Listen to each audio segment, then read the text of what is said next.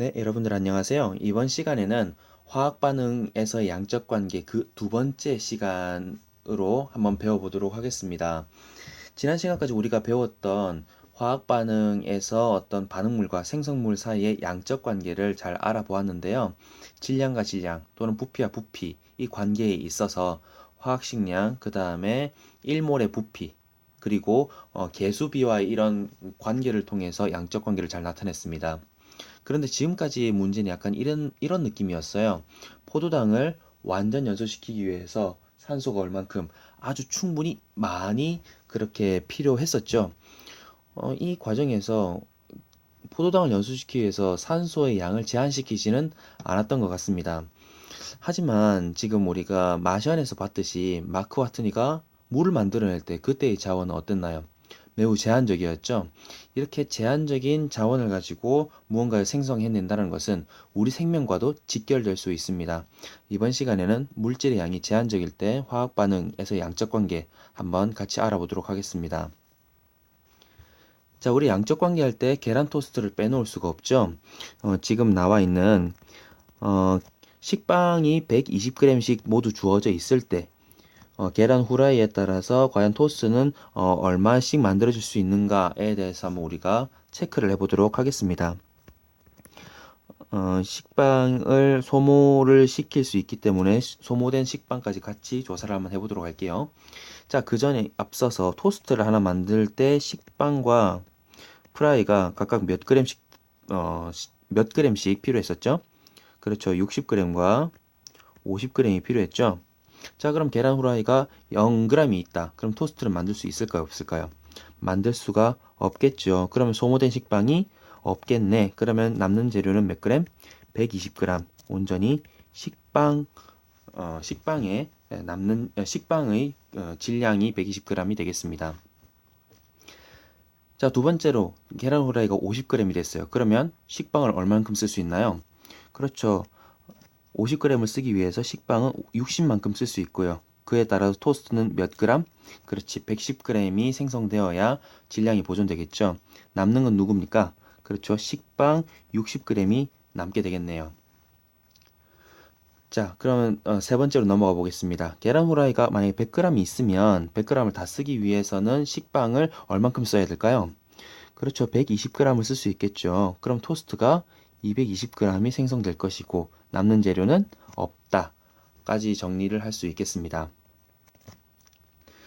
자, 지금 이 시점에서 식빵을 모두 다 썼죠. 자, 그러면 이 이후에 계란 후라이가 점점 질량이 증가합니다. 점점 개수가 많아지는 거겠죠. 그럼 계란이 무한정 많다고 해서 우리가 토스트를 많이 만들 수가 있을까요? 아니죠. 이 이후로 우리가 쓸 수 있는 식빵은 최대 몇 그램씩이다? 120g씩밖에 쓸 수 없습니다. 그러면 계란 후라이는 몇 g씩 쓸 수 있나요? 그렇죠. 모두 똑같이 100g씩만 쓸 수 있는 겁니다. 그럼 똑같이 토스트는 220g밖에 만들어지지 않을 거예요. 죄송합니다. 220g만 만들어진다고 했을 때 남는 재료는 누가 될까요? 그렇죠. 이제는 프라이가 각각 50, 100, 150g 이런 식으로 남게 된다는 겁니다.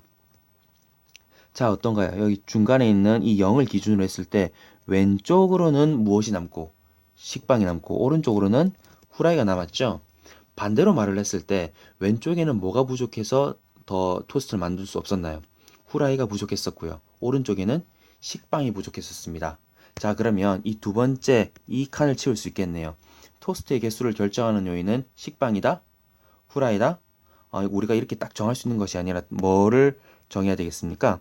그렇죠. 먼저 누가 다 써지는지, 먼저 모두 소비되는 물질이 무엇인가를 우리가 한번 볼 필요가 있다라는 거죠. 토스트의 개수는 먼저 모두 소비되는 물질에 따라서 그 개수가 결정됨을 우리가 알 수 있었습니다. 자, 화학 반응에서도 마찬가지예요. 화학 반응에서도 우리가 포도당이 있을 때 산소가 엄청 많이 있어. 하지만 산소가 엄청 많이 있다고 해서 이산화탄소나 물이 무한대로 많이 생길 수가 있나요? 아니죠. 포도당이 딱 정해진 만큼 있으면 이산화탄소나 물은 그 이상 발생할 수 없습니다. 이처럼 화학 반응에서 다른 반응물보다 먼저 완전히 소비되는 반응물을 우리가 무슨 반응물이라 하느냐? 한계 반응물이라고 합니다. 그렇죠. 반응물은 반응물이지만 이 화학 반응을 더 이상 진행할 수 없게 한계를 지어주는 것이기 때문에 한계 반응물이 되겠습니다. 자, 그러면 이 과정에서 우리는 그래프를 하나 그려볼 수 있을 것 같은데요. 그래프를 위쪽에다가 한번 그려보도록 하겠습니다. 가로축은 프라이의 질량에 따라서 토스트의 질량을 우리가 한번 그래프로 나타내 볼 건데요.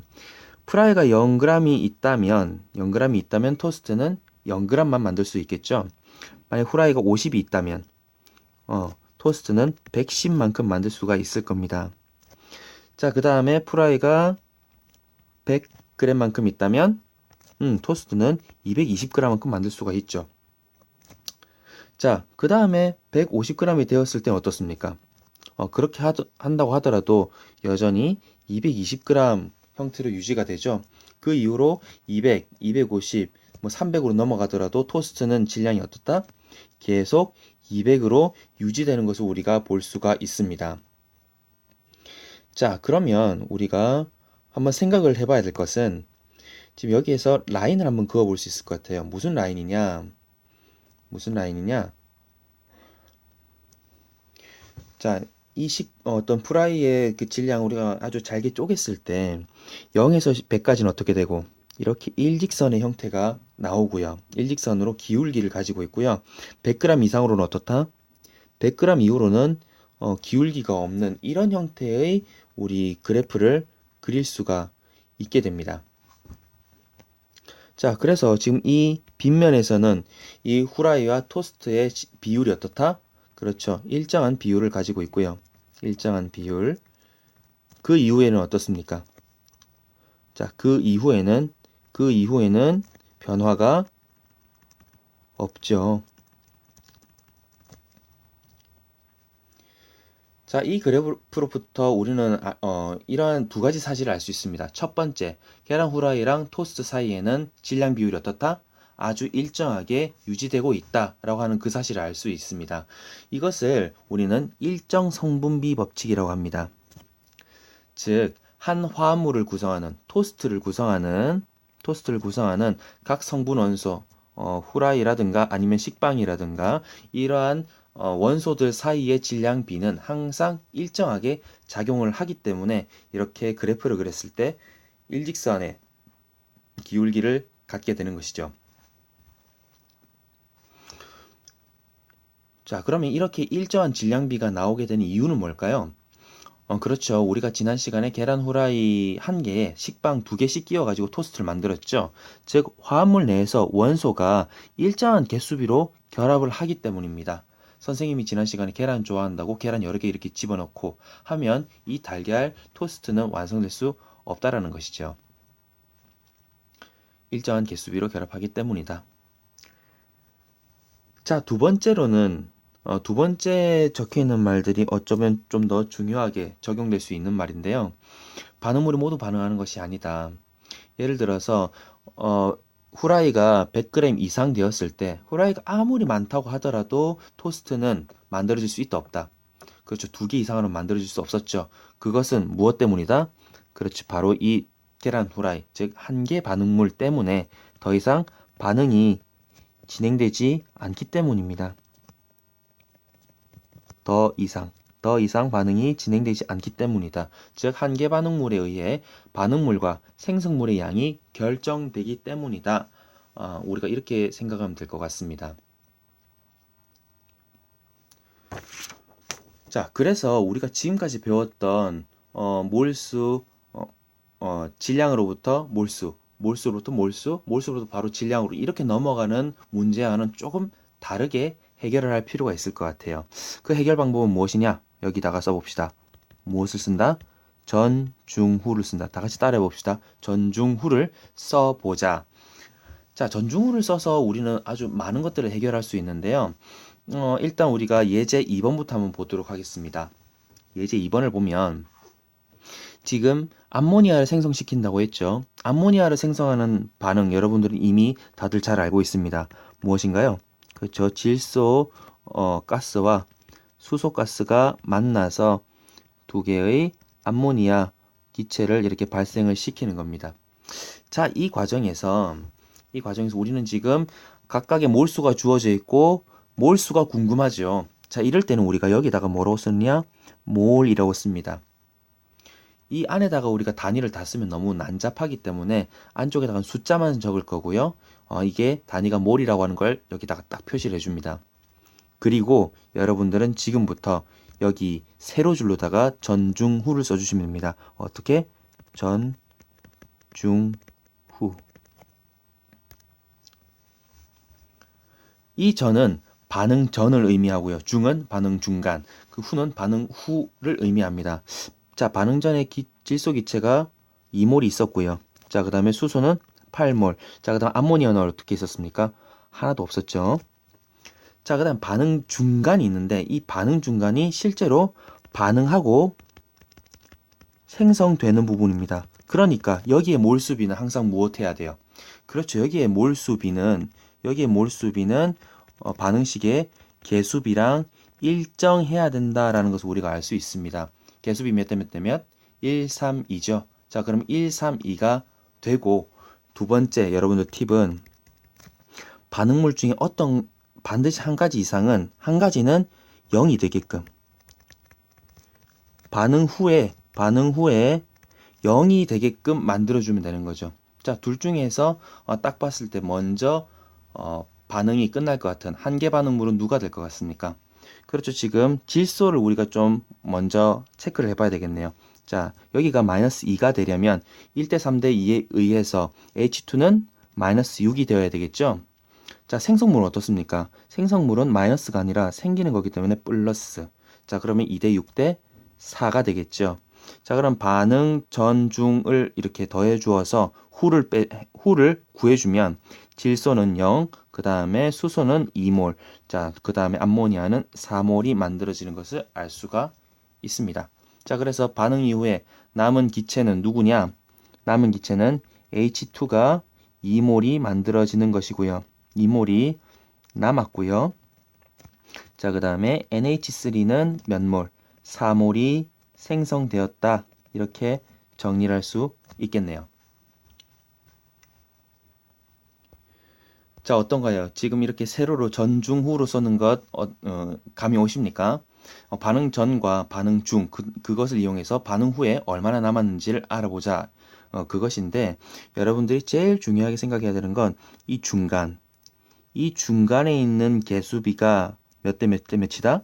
그렇죠. 이 개수비랑 똑같다라고 하는 것. 뭐로 나타냈을 때? 단위가 뭘로 나타냈을 때라는 것을 여러분들이 좀 명심해 줬으면 좋겠습니다. 자, 그러면 이제 첫 번째 예시를 한번 보도록 하겠습니다. 첫 번째 예시는 몰이라든가 아니면은 부피라든가 입자수 이런 것들로 나타냈지 않죠. 모두 질량으로 나타냈습니다. 우리가 생각을 했듯이 개수비랑 질량비는 어떤 관계를 갖고 있습니까? 같지 않다라는 걸 갖고 있죠. 그래서 아예 저 위에 있는 일정 성분비, 질량을 우리가 한번 딱 구해보는 것이 좋을 것 같습니다. 자, 물을 생성하는 반응식은 어떻게 되나요? 그렇죠. EH2 가스, O2 가스, EH2O 리퀴드 이런 식으로 쓸 수 있다면 이 녀석들의 질량비를 구해볼 겁니다. 자, 질량은 무엇 곱하기 무엇이다? 몰에다가 화학식량을 곱한 것이고 몰수는 개수비랑 같았죠. 그러면 수소는 2, 산소는 1, 수소는 2가 될 겁니다. 여기다가 화학식량 각각 2, 32, 18을 곱해주면 어떻게 되죠? 여기는 4, 여기는 32, 여기는 36. 가장 간단한 질량비를 나타내면 어떻게 됩니까? 1대 8대 9라고 하는 질량비가 나오죠. 이렇게 일정 성분비를 우리가 얻어낼 수가 있습니다. 이것을 바탕으로 우리가 한번 전중후를 다시 한번 생각해 보도록 할게요. EH2O라고 했을 때 여기에다가는 이제 단위를 뭐라고 써줄 수가 있을까요? 질량이니까 그램이라고 써주고요. 여기에는 전, 중, 후라고 세로로 써줍니다. 자, 반응 전에 몇 몰씩 있었나요? 그렇죠. 수소가 반응 전에 몇 그램씩 있었나요? 수소가 0.1g, 그 다음 산소는 1.0g, 물은 없었죠. 자, 그럼 이 반응 중간에 있는 이 녀석이 몇 대 몇 대 몇이어야 된다? 그렇지, 방금 봤던 1대 8대 9가 나와야 된다라는 거죠. 1대 8대 9 지금 우리가 질량으로 하기 때문에 여기 있는 개수를 보면 돼요, 안 돼요? 보지 않고 하는 겁니다. 자, 그러면 수소를 먼저 다 없애는 것으로 우리가 생각을 했을 때 여기서 마이너스 0.1이 된다면 1대 8대 9가 되기 위해서 산소는 마이너스 0.8, 그 다음에 물은 플러스 0.9 이런 식으로 할 수 있다라는 거죠. 자, 그래서 이 반응 중간에 나와 있는 이 녀석이 우리가 1대 8대 9랑 연결되어야 된다는 것을 한 번 더 강조를 드립니다. 자, 그럼 반응 후에 얼마나 남나요? 수소는 없어지고요. 산소는 0.2g, 그 다음에 물은 0.9g이 되죠. 자, 그래서 물을 생성시켰을 때 이 질량은 몇 g이다? 0.9g이다. 이렇게 얻어낼 수 있겠네요.